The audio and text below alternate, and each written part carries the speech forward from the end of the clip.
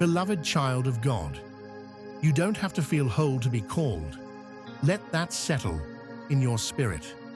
Because somewhere along the way, someone convinced you that God only uses the strong, the polished, the healed, that your calling would start after the pain stopped. But here's the truth. God didn't wait for you to be fixed before He called you. He called you in the middle of it.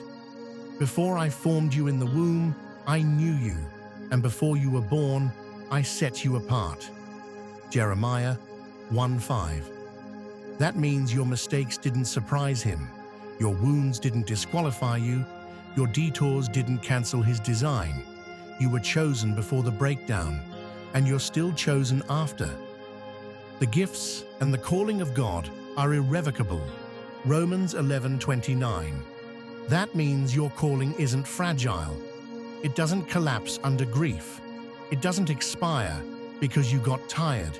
It doesn't get revoked when you doubt. It's anchored in His faithfulness, not your feelings. And yes, the pain changed you, but it didn't disqualify you. God isn't looking for your perfection.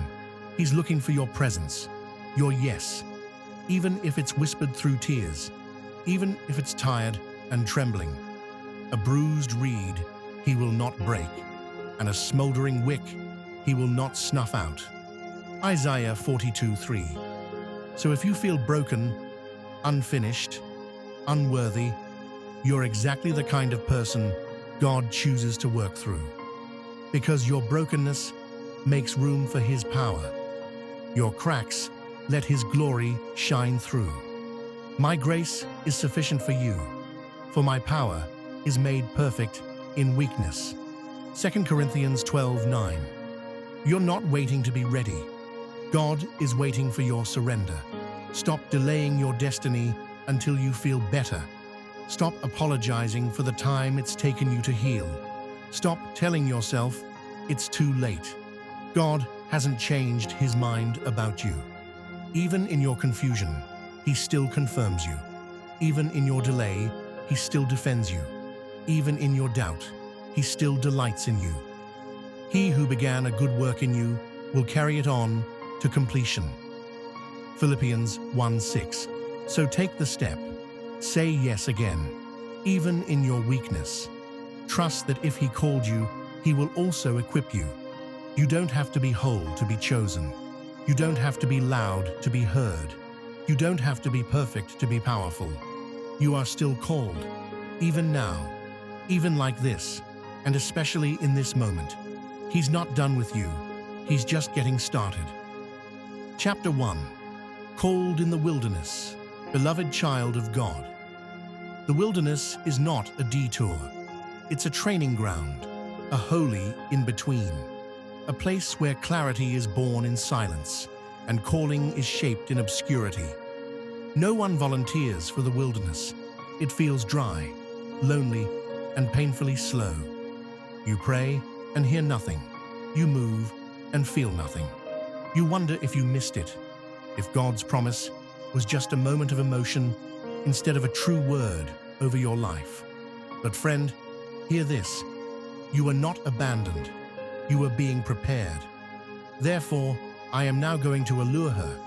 I will lead her into the wilderness and speak tenderly to her. Hosea 2:14. The wilderness isn't punishment. It's invitation. Not to isolation, but to intimacy. God often calls His people into hidden places before He calls them into public ones. Before the miracles, there was a desert. Before the breakthrough, there was breaking. Before the voice of power, there was the whisper in the silence. Jesus, full of the Holy Spirit, left the Jordan and was led by the Spirit into the wilderness. Luke 4:1. Even Jesus was led into the wilderness before stepping into His public ministry, not to suffer randomly, but to be strengthened, to be proven, to be aligned fully with heaven before speaking to earth. So if you've been feeling forgotten, maybe you've been set apart. If everything feels slow and unrecognizable, Maybe you're not behind, you're becoming. In the wilderness, God teaches you how to rely on manna, not performance. On His presence, not applause. On obedience, not outcomes. This is where your identity is untangled from your productivity, where you stop earning and start receiving, where you stop striving and start trusting. He humbled you, causing you to hunger, and then feeding you with manna, to teach you that man does not live on bread alone, but on every word that comes from the mouth of the Lord. Deuteronomy 8:3. You may not feel ready, you may not have answers, but you're not disqualified because you're in the wilderness. You're being readied for what's next.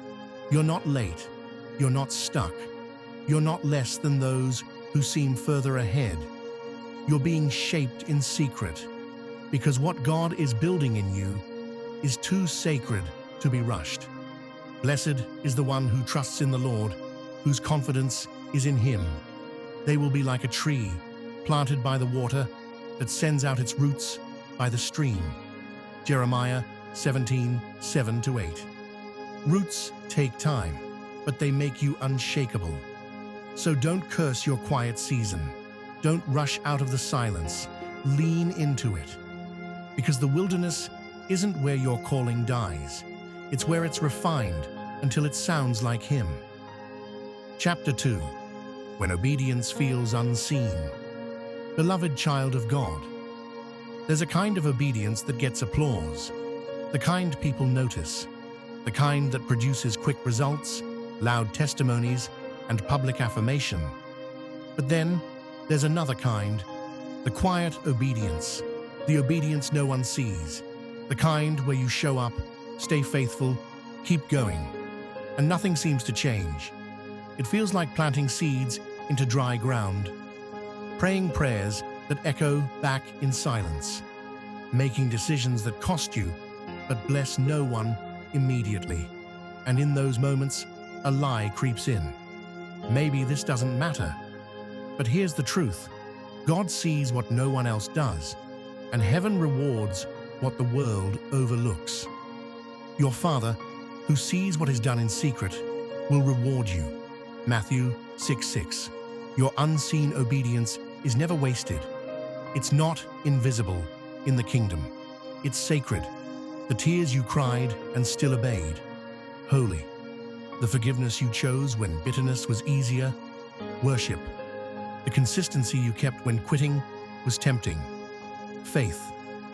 Let us not grow weary in doing good, for at the proper time we will reap a harvest if we do not give up. Galatians 6:9. That harvest, it doesn't always come immediately, but it always comes eventually, because faithfulness isn't about being impressive, it's about being anchored. And every time you obey without fanfare, you're declaring something powerful.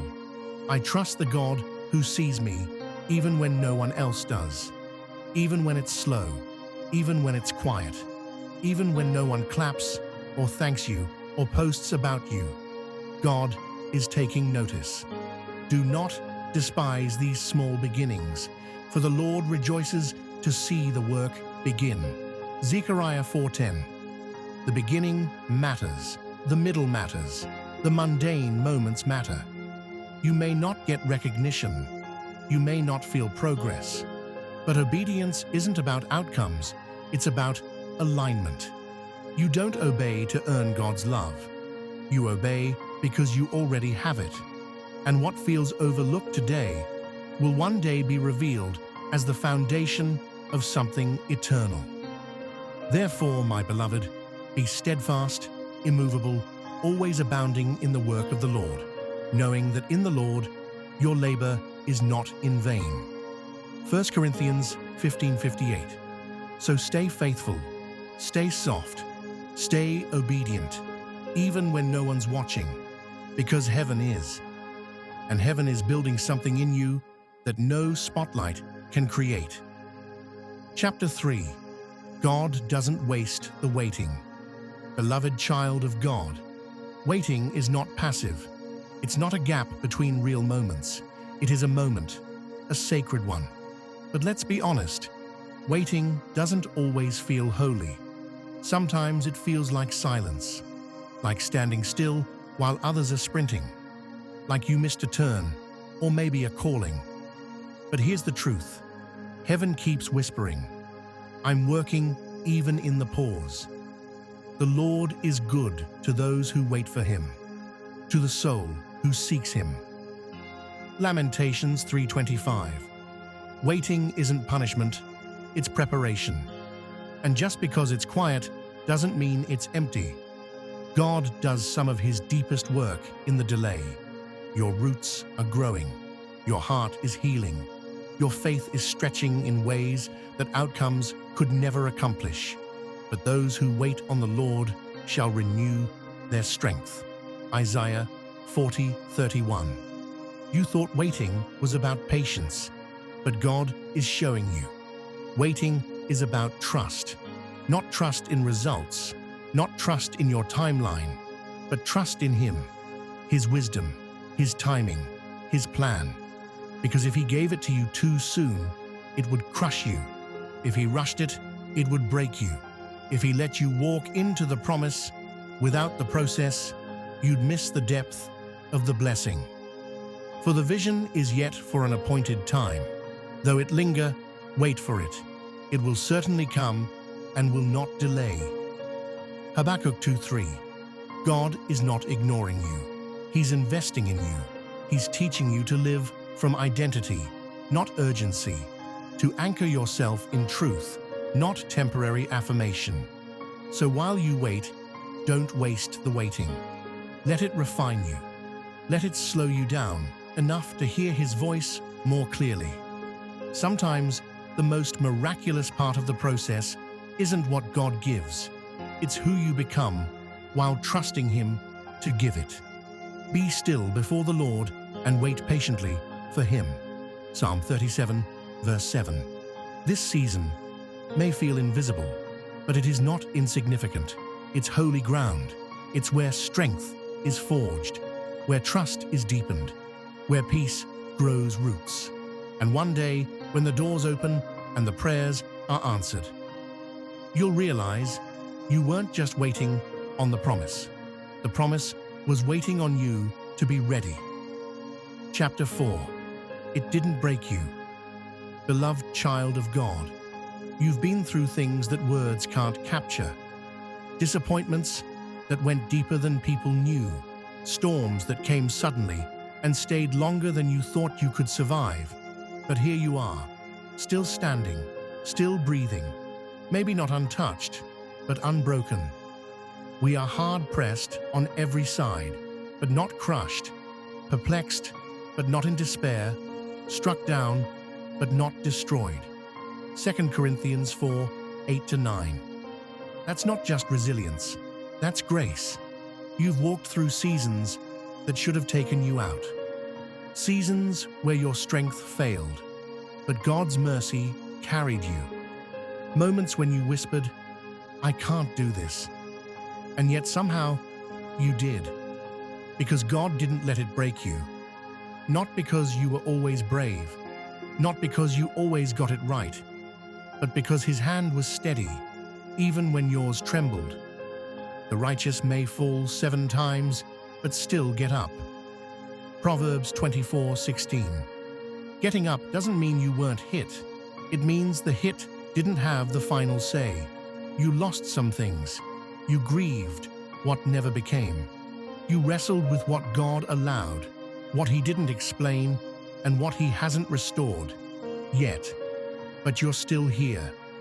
And there's something sacred about that, because your survival is not just a fact, it's a testimony. Not of your perfection, but of God's protection. Not of your power, but of his faithfulness. But you, Lord, are a shield around me, my glory, the one who lifts my head high. Psalm 3:3. Every scar carries a story, not of defeat, but of deliverance. Every crack reveals where the light came in. You may not feel strong every day. You may not feel healed yet, but healing has begun, because the very fact that you're still reaching for truth means you haven't given up. The Lord is close to the brokenhearted and saves those who are crushed in spirit. Psalm 34:18. So no matter what you've lost, no matter what didn't go the way you prayed, you need to hear this. It didn't break you. God kept what needed to be kept. He's restoring what can be restored, and what was taken will never be greater than what He still intends to give. You're not behind. You're not too far gone. You're right where grace can find you.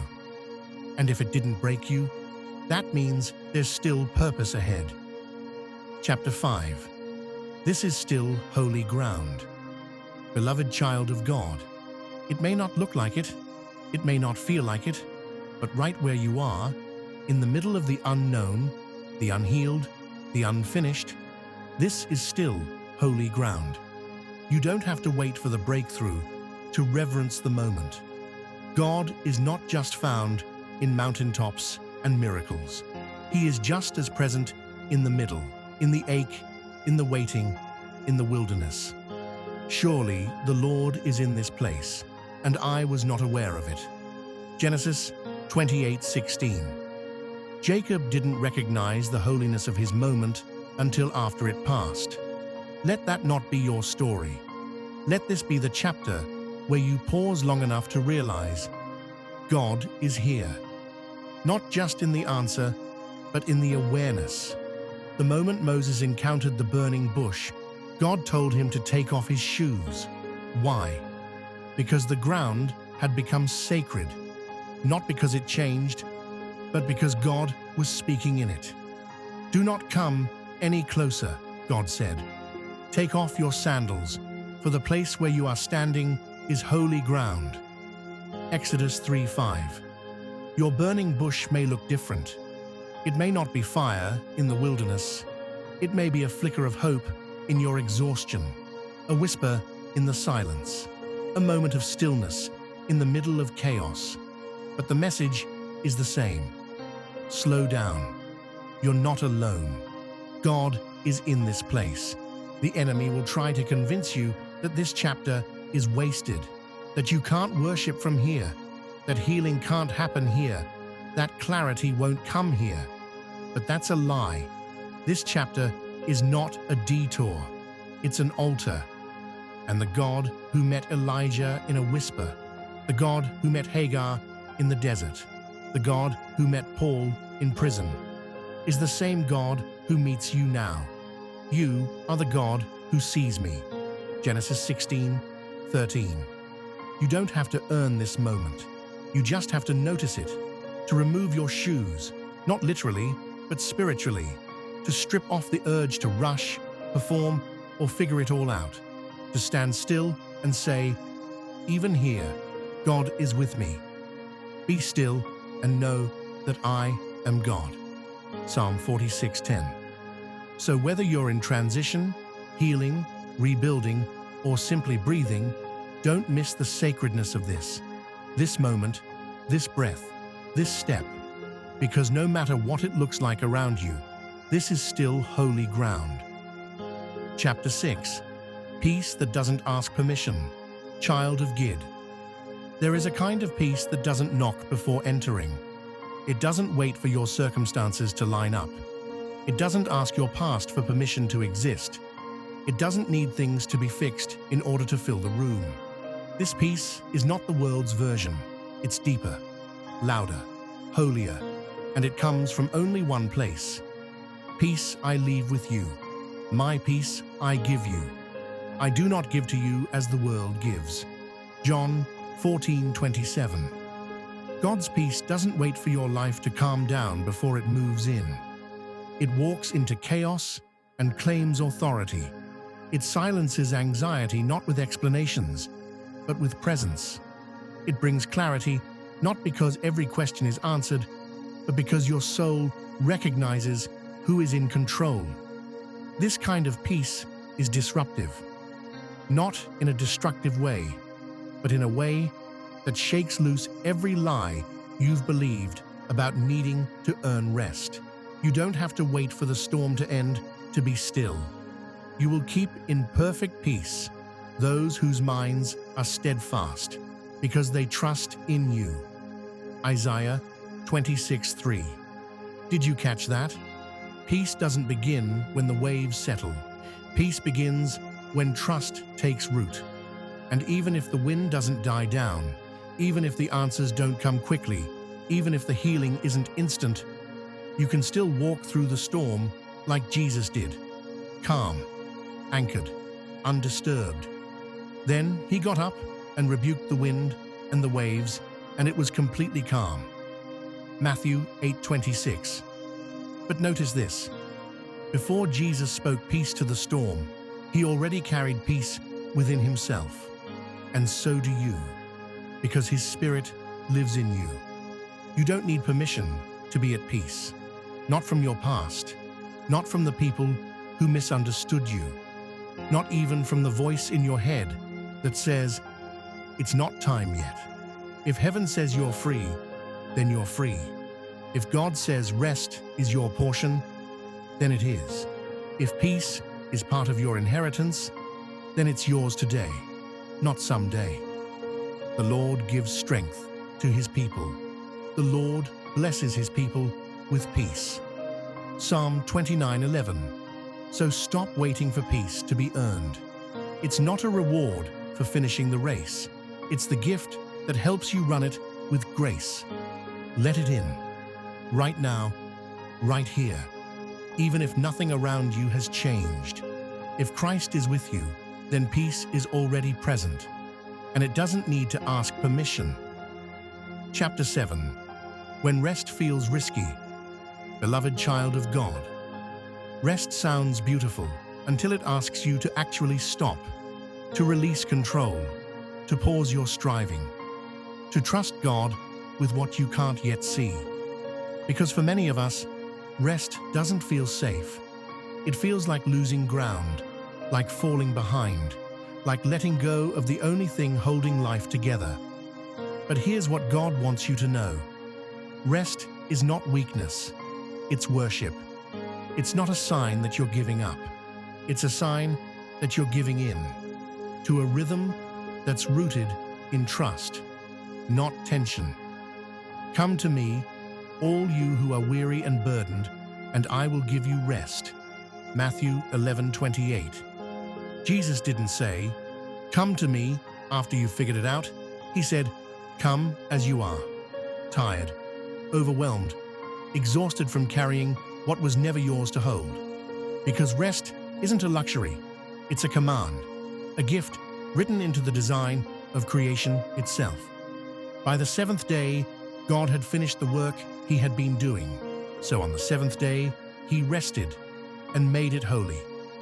Genesis 2:2-3. Even God rested, not because he needed to recover, but because he was modeling a rhythm we were meant to follow. But somewhere along the way, we traded rhythm for relentlessness. We measured worth by output, and we learned to feel guilty for stillness. We began to believe that rest had to be earned. But friend, hear this. You don't have to finish the list to deserve peace. You don't have to achieve the goal to be worthy of rest. Because your identity is not found in what you produce. It's found in whose you are. In repentance and rest is your salvation. In quietness and trust is your strength. Isaiah 30:15. But the verse continues with this sobering line. But you would have none of it. That's the tension, isn't it? God offers us rest, but we resist it because it feels too vulnerable, too exposed, too still. But the enemy wants you to stay addicted to hustle because a weary soul is too distracted to discern God's whisper. So rest becomes resistance. A bold declaration, I don't have to be in control because I trust the one who is. Be still before the Lord and wait patiently for him. Psalm 37, verse 7. When you rest, you're not falling behind. You're falling into grace. You're not losing momentum. You're gaining perspective. And when you lay down your striving, even just for a moment, he begins to lift the burden you've carried far too long. So let go, not recklessly, but restfully. The kind of letting go that says, I'm not holding this anymore. God is. And that kind of rest, it may feel risky at first, but it leads you straight into restoration. Child of God, you've journeyed through seasons of fear, fight, and flight, moments when rest seemed out of reach, and peace felt like a distant dream. But here's the truth. Rest is not a reward for the strong, nor a prize for the perfect. Rest is a homecoming, a return to the heart of God, who calls you beloved just as you are. Your story isn't about pushing harder, proving yourself, or carrying burdens alone. It's about laying down the weight, surrendering to the one who makes all things new, and trusting that his grace is enough. There remains a Sabbath rest for the people of God. Hebrews 4:9. That rest is waiting for you, not in the absence of struggle, but in the presence of his faithfulness. So take the hand he's offering. Step into his peace. Breathe deeply the freedom of knowing you are seen, loved, and held. May you find strength in stillness, hope in healing, and joy in the gentle whisper of God's abiding presence. Because in the end, true rest isn't just a pause. It's the rhythm of grace, the song of a heart finally at peace. Welcome home.